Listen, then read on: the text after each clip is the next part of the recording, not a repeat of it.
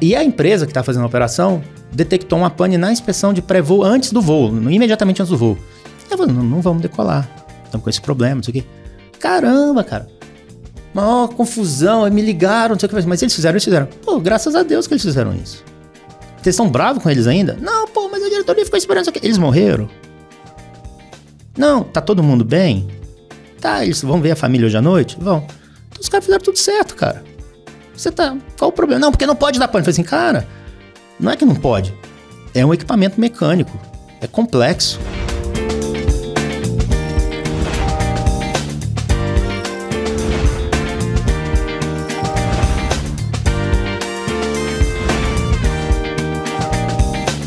Começando mais um programa, hoje eu tô aqui com o Shailon Yan, ele que é engenheiro aeronáutico, já esteve aqui no canal, lá nos primórdios do canal, eu entrevistei ele na casa dele, né, agora em outro cenário, outro ambiente, né, Shailon? Ele que é da Vinci Aircraft Inspections. E aí, Shailon, tudo bom? Tudo bom, Fernando?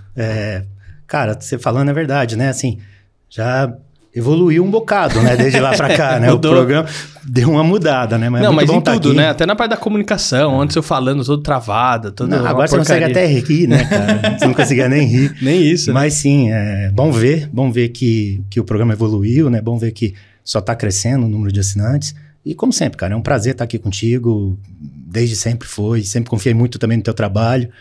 E pô, ainda bem que eu consegui vir a São Paulo e a gente poder parar para bater esse papo. Legal, obrigado, Shailon. Agora, o Shailon, é o seguinte, né? Eu tô crescendo, né? Igual você tá vendo, as coisas estão caminhando bem e eu tô precisando começar a pensar no meu jatinho particular, né, cara?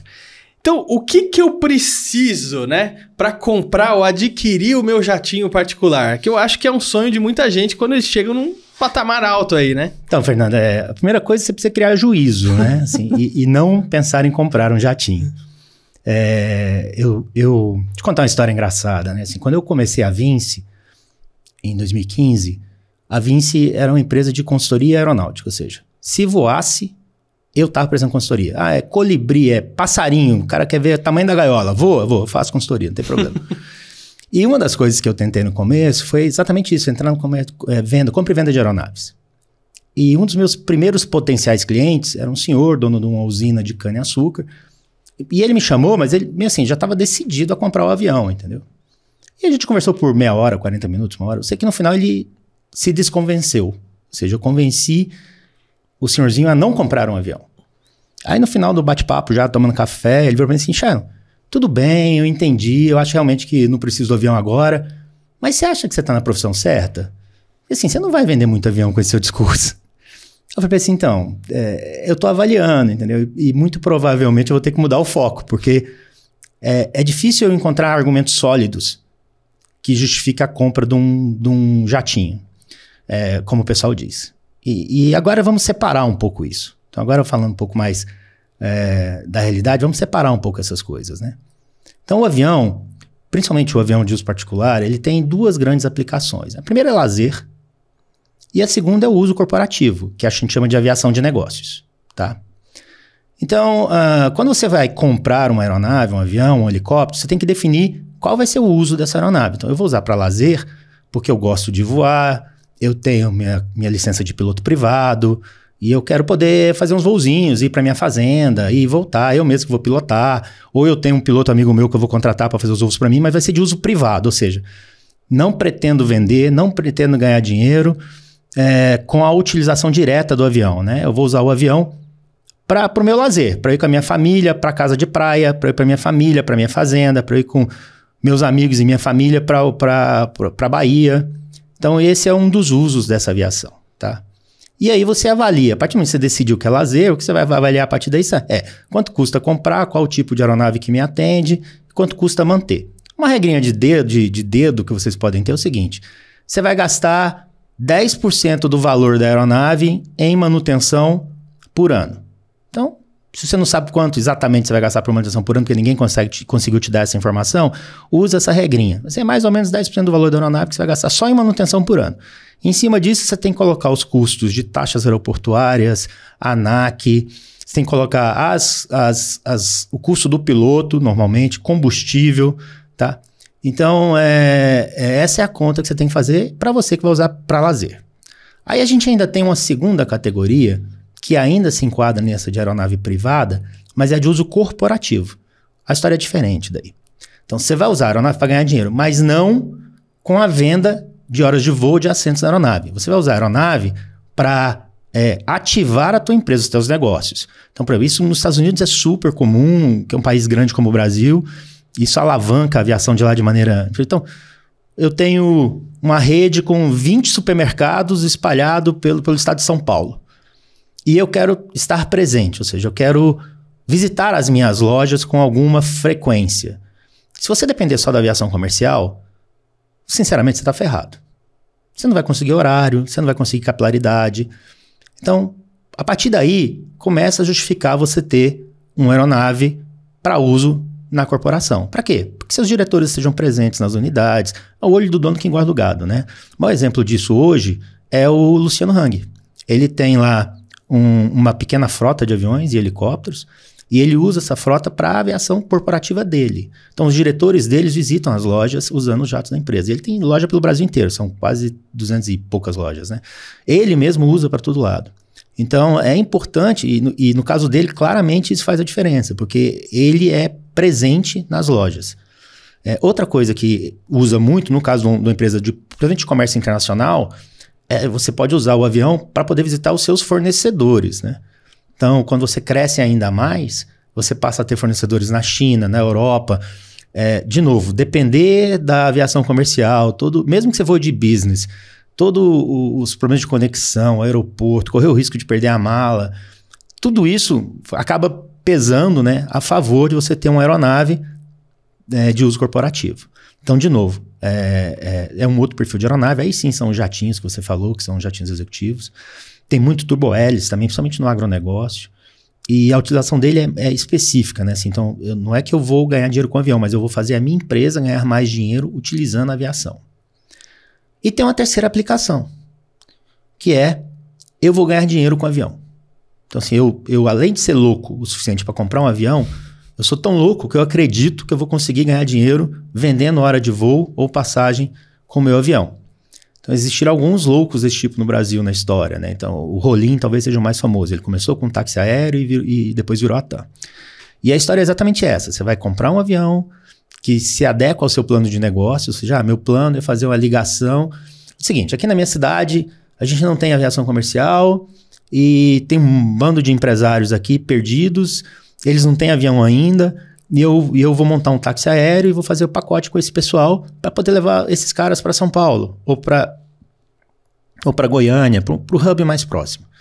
E aí eu tenho que homologar a minha empresa, é um processo que existe na ANAC, ele tem algumas fases, você cumpre com tudo isso e no final do processo você recebe um certificado de operador aéreo e pode vender horas de voo ou assentos na sua aeronave. Então, sim, essas são as maneiras, né, e os principais motivos que você compra um avião. Quando me perguntam, né, como eu disse, hoje em dia a gente não faz mais esse tipo de serviço de maneira ostensiva, né? A Vinci, ela se especializou em inspeção de aeronaves. Então a gente trabalha para os bancos, para as empresas de leasing, algumas seguradoras, empresas, corporações que precisam contratar táxi aéreo para voar com seus diretores. A gente também atua fazendo as inspeções de segurança.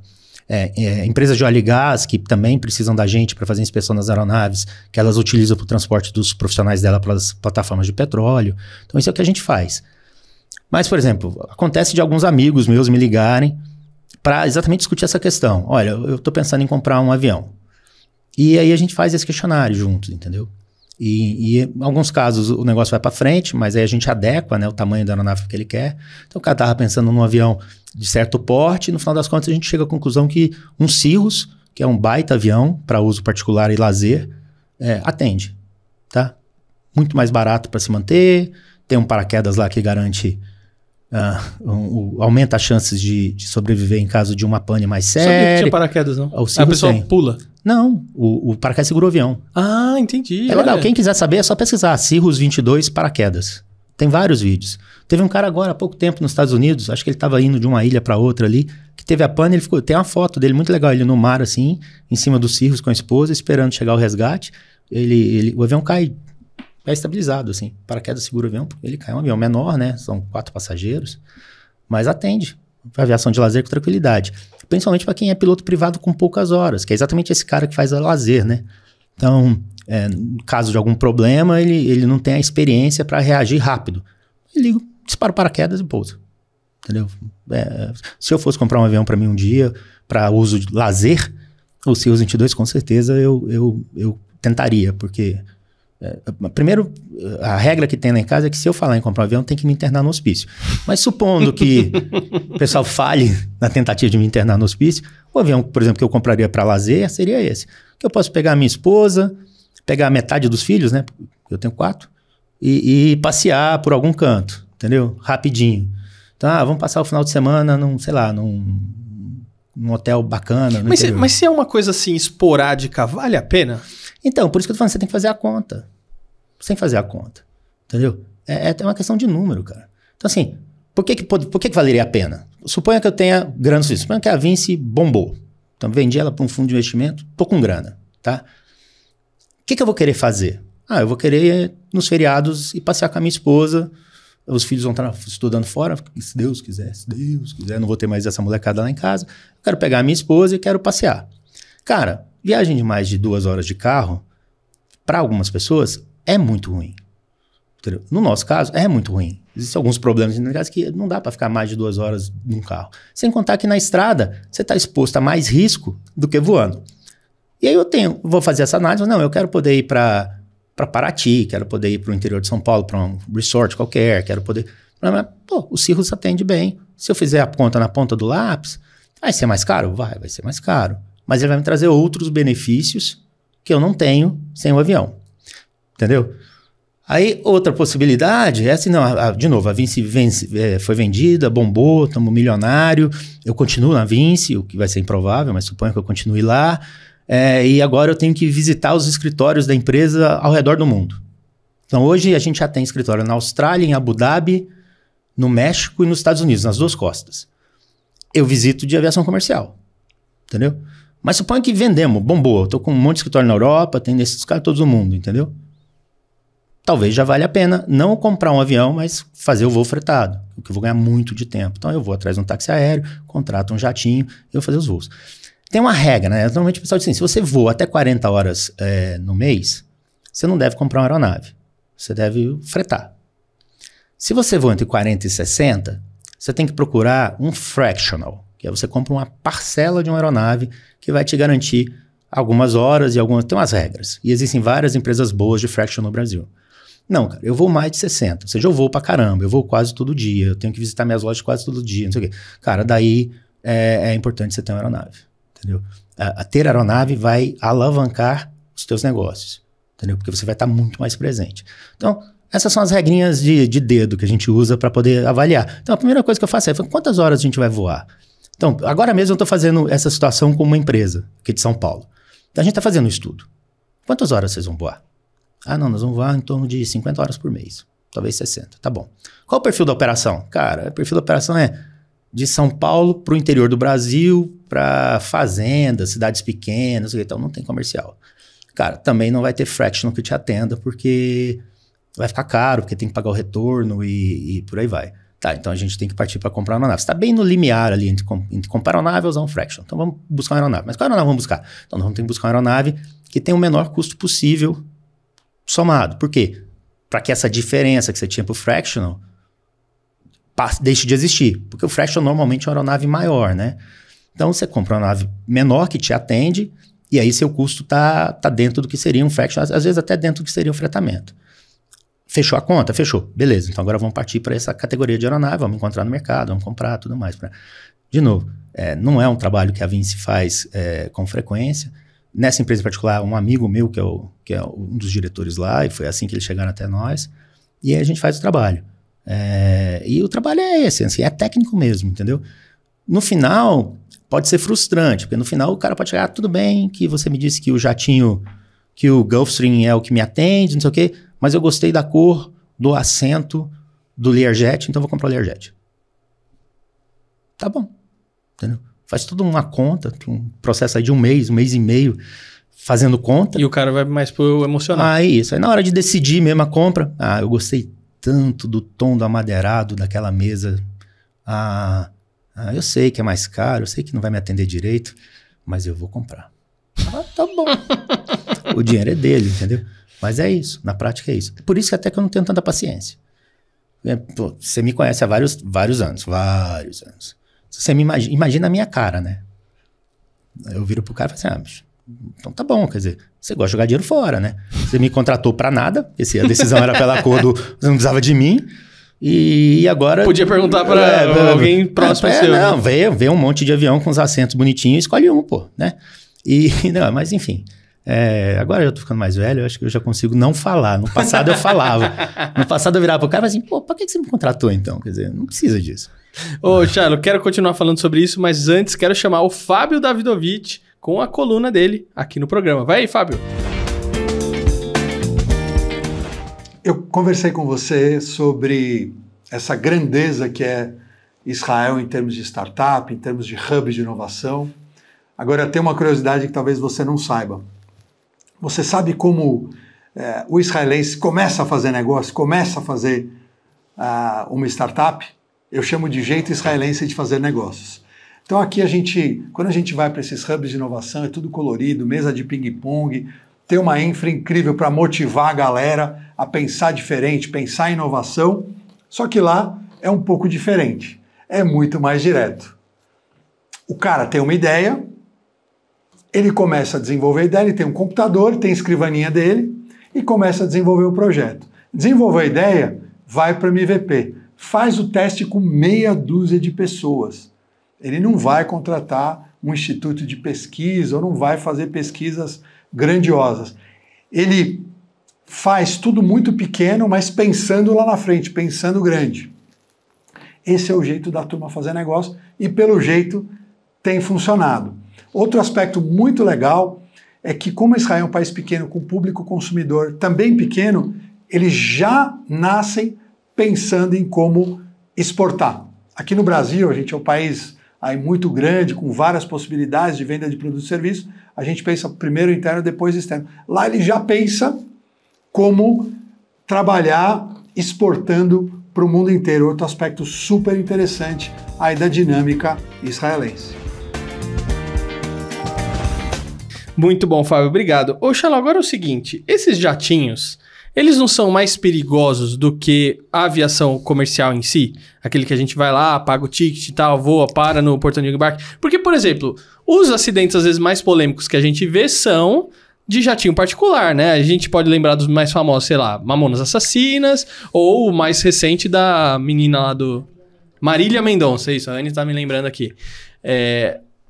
Pô, não é mais perigoso? Não sei. Cara, vamos começar do começo, né? Então, assim, a aviação ele é um negócio que tem um certo risco intrínseco. Você tá lá em cima e numa velocidade muito alta. Se vocês se lembrarem lá do segundo grau, o pessoal que fez um segundo grau razoável, é uma conta básica de energia, né? Tem a energia potencial da altura, mais a energia cinética da velocidade do jatinho, é muita energia. Se acontece uma pane e esse avião cai, essa energia toda tem que ser dissipada. Ela vai ser dissipada no metal do avião, no chão, não sei o que, e em você. Por isso que quando o avião cai lá de cima, dificilmente a gente tem sobrevivente. Qualquer categoria de avião. Para você ter sobrevivente num voo, num acidente, normalmente o acidente aconteceu a uma baixa altitude e a uma baixa velocidade. Então, se você olhar, acidentes que normalmente tem sobrevivente é na decolagem ou no pouso. Tá? Por exemplo, o da Chapecoense, que foi uma tragédia, um assassinato, o piloto era um irresponsável, mas que teve sobreviventes. Por quê? Exatamente por isso. Já estava vindo para o pouso, estava mais baixo, mais devagar, menos energia para dissipar, teve gente que conseguiu sobreviver. Então, a primeira questão que você tem que entender é essa. Então, a aviação, de um modo geral, tem risco. Como é que a gente faz? Isso foi percebido e discutido já lá em 1944 já. E como é que a gente faz hoje para gerenciar essa questão dos riscos? Que o que a gente faz é isso, a gente gerencia os riscos.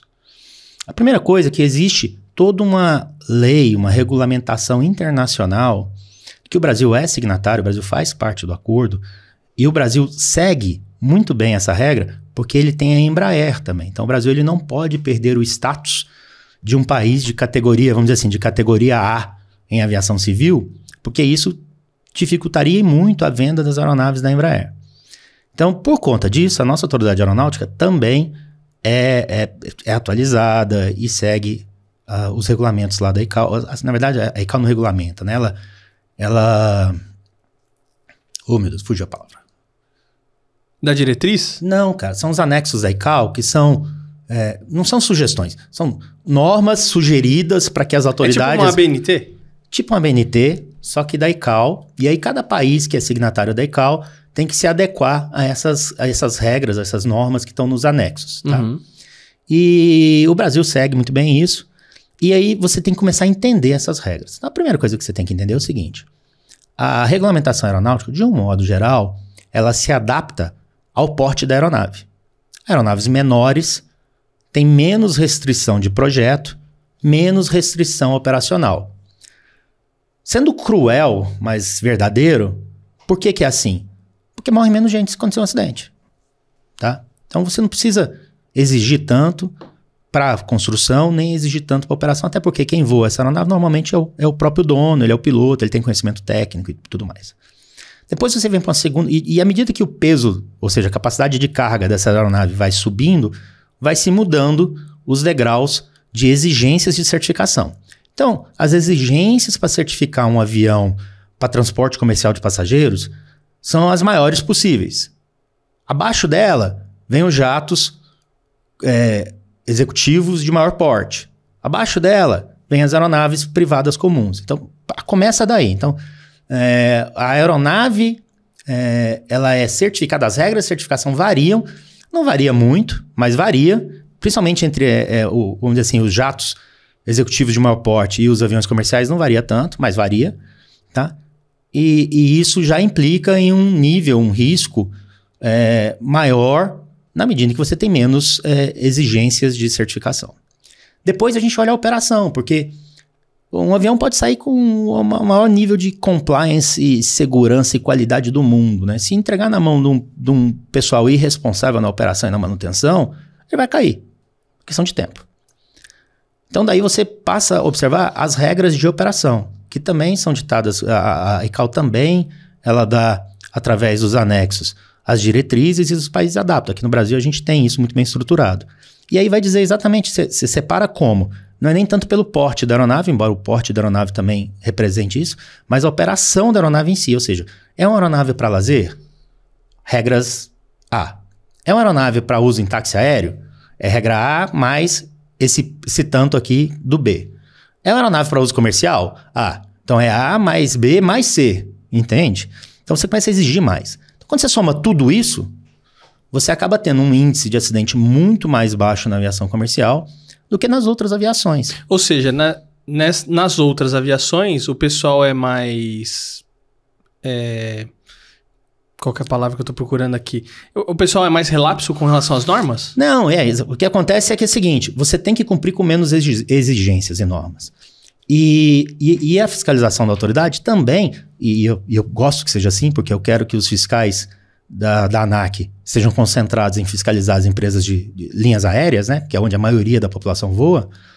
Então as verificações também são mais esparsas. Então isso permite que você tenha pilotos e mecânicos e donos de aeronave e operadores, não é relapso, mas mais permissivos ao risco. Tá? Então, se você está comprando um jatinho, um avião executivo para você usar, mas você tem um bom padrão de operações, você tem um bom padrão de manutenção, você vai voar a vida inteira e não é para ter problema, entendeu? O problema é exatamente essa soma de você compra um avião errado, eventualmente, e você tem um padrão de operação não adequado, mais permissivo ao risco. Então, é o avião errado, pro piloto errado, pro mecânico errado. Pro dono errado também. Pronto, vai dar tudo errado. Vai dar tudo errado. Uma das coisas que eu falo quando eu dou palestra para essas corporações, eu falo assim, o piloto não deve saber nunca se você tem urgência para chegar no seu destino. Nunca. Você não pode chegar assim, ele não pode ouvir você comentando com o diretor assim, não, essa reunião lá em Brasília é super importante, é a vida ou a morte da nossa empresa. Sabe por quê? Porque quando ele estiver chegando em Brasília, a grande maioria dos pilotos, sabe? Claro que não é todo mundo, mas a grande maioria dos pilotos, o que ele quer fazer? Ele quer prestar um bom serviço. Ele quer atender bem o patrão dele. E ele ouviu que essa reunião é muito importante. Entendeu? E aí ele está chegando em Brasília E suponha, Brasília não tem isso, mas suponha que aconteceu um milagre e tem um nevoeiro danado lá, assim. E aí ele resolve... se ele não tivesse essa pressão, se ele não tivesse ouvido isso, o que ele faria normalmente? Eu vou arremeter, eu vou pousar em Goiânia. Tá? O pessoal vai de carro para Brasília. Mas como ele ouviu isso, existe uma possibilidade gigante dele forçar a barra para realizar o pouso, para atender bem o cliente dele. Então, muitos acidentes acontecem com a tripulação e a própria manutenção se esforçando para atender bem ao seu cliente. A segunda coisa que muita gente faz, que é dono de avião e dono de helicóptero também, é na hora do voo, o comandante chega, chefia, não dá para a gente ir, a condição climática piorou muito, eu não estou confortável para realizar o voo, acho melhor a gente adiar. E aí o proprietário da aeronave fala assim, porra, paguei 8 milhões nessa aeronave, agora que eu preciso dela, não vou? Pô, o fulano foi, já pousou lá. O fulano foi faz meia hora, o tempo mudou nessa meia hora, e o comandante tem que ter muita personalidade. Para virar para ele e falar assim, chefe, é o seguinte, tá falando pro senhor que eu não vou. Piorou as condições e eu não vou. Se o senhor não está satisfeito, tá aqui, procura outro piloto. Agora eu não vou fazer isso, entendeu? Eu não vou diminuir os padrões operacionais para atender você. Só que assim, não é uma questão, é muito difícil você ter uma pessoa que tenha essa personalidade, entendeu? Então, muitas vezes o acidente acontece também porque o proprietário da aeronave, ele não tem educação aeronáutica. E aí ele força o piloto em uma situação que o piloto nem queria ir, entendeu? Mas foi meio que forçado. Não precisava ter um curso pro cara que vai comprar o avião? Assim, filho, você vai comprar um avião? Calma. Você vai fazer um curso de uma base aeronáutica para ele ter o mínimo, entendeu? Então, eu dou palestras às vezes sobre isso. Eu vou nas empresas, toda vez que a gente é chamado para fazer inspeção dessas aeronaves, eu ofereço, né, essa palestra. Então eu dou uma palestra para o pessoal de procurement, que é o pessoal de compras, que vai comprar os voos, e eu dou uma palestra para a diretoria, o pessoal que vai utilizar as aeronaves. Onde a gente é coisa rápida, né, coisa de meia hora cada uma, mas a gente passa por tudo isso e a gente fala sobre essas questões. Quer dizer, não coloque, né, o teu tripulante numa situação que vai levar risco para vocês todos. Porque tem muito acidente que acontece com o tripulante querendo dar o melhor de si, querendo atender da melhor maneira possível o seu cliente. Assim como tem muita manutenção que sai errada, porque o mecânico quis terminar aquela manutenção porque ele sabia que no dia seguinte tinha um voo importante para a empresa e ele precisava terminar aquela manutenção. E aí ele fica 18 horas, 19 horas trabalhando na aeronave e com cansaço, que é natural, alguma coisa fica para trás e só no outro dia, durante o voo, é que acontece o problema. Aí o piloto nem sabe o que está acontecendo e se vê com uma pane lá em cima, tendo que se virar para resolver e, na maioria das vezes, não consegue. Então, assim, esse tipo de pressão, entendeu? É uma pressão que tem que ser muito... tem que ser evitada de toda forma, entendeu? Você tem que trabalhar com bastante... Não é que, assim, não ter prazo, não é... Não, você tem que ser profissional. E você tem que confiar no seu tripulante. Para quando ele falar para você, não dá, não dá, não vou. Ou, você tá voando já, ele vira você, vamos alternar Ribeirão Preto. Você, putz, beleza. Já liga para sua secretária, já começa a ver o transporte Ribeirão Preto para o seu destino final, entendeu? Porque isso pode acontecer e o que você quer é que o tripulante faça isso. Tem um cliente meu que aconteceu um negócio muito interessante. A diretoria ia fazer um voo no helicóptero e a empresa que está fazendo a operação detectou uma pane na inspeção de pré-voo antes do voo, imediatamente antes do voo. Eu falei, não vamos decolar, estamos com esse problema, não sei o quê. Caramba, cara, maior confusão, me ligaram, não sei o que, mas eles fizeram. Pô, graças a Deus que eles fizeram isso. Vocês estão bravos com eles ainda? Não, pô, mas a diretoria ficou esperando isso aqui. Eles morreram? Não, tá todo mundo bem? Tá, eles vão ver a família hoje à noite? Vão. Então os caras fizeram tudo certo, cara. Qual o problema? Não, porque não pode dar pane. Eu falei assim, cara, não é que não pode. É um equipamento mecânico. É complexo. A pane pode acontecer a qualquer momento. Então, assim, você não consegue evitar isso. Mas o que você tem que ter é um sistema forte, operacional, para quando isso acontecer, o tripulante ter tranquilidade para fazer o que ele fez. Atrasou o voo em 4 horas, resolveram o problema, vocês decolaram, cumpriram a missão, estão em casa com a família, os filhos, todo mundo feliz. Agora, se ele força a barra para decolar, para não se atrasar, ele caía. E agora você está me ligando para a gente discutir as questões de inspeção do seguro. Gerenciamento de crise, exatamente. Ô, Shailon, aviação não é um espaço para dúvida, né? Você não pode ter dúvida e voar. Não. Se você tá com dúvida, não voa. Quando eu fui diretor de uma empresa de helicópteros lá no Rio, lá trabalhando offshore, nas conversas, nas trocas de turma, né? Então nas conversas, principalmente com os tripulantes, o meu argumento era assim: se você tem qualquer dúvida que você vai conseguir voltar, não vá. Ah, mas tem um contrato da Petrobras, a gente vai perder dinheiro, não sei o quê. Eu falei assim, cara, sinceramente, a Petrobras é problema meu. Eu tô aqui na empresa para resolver esse tipo de problema.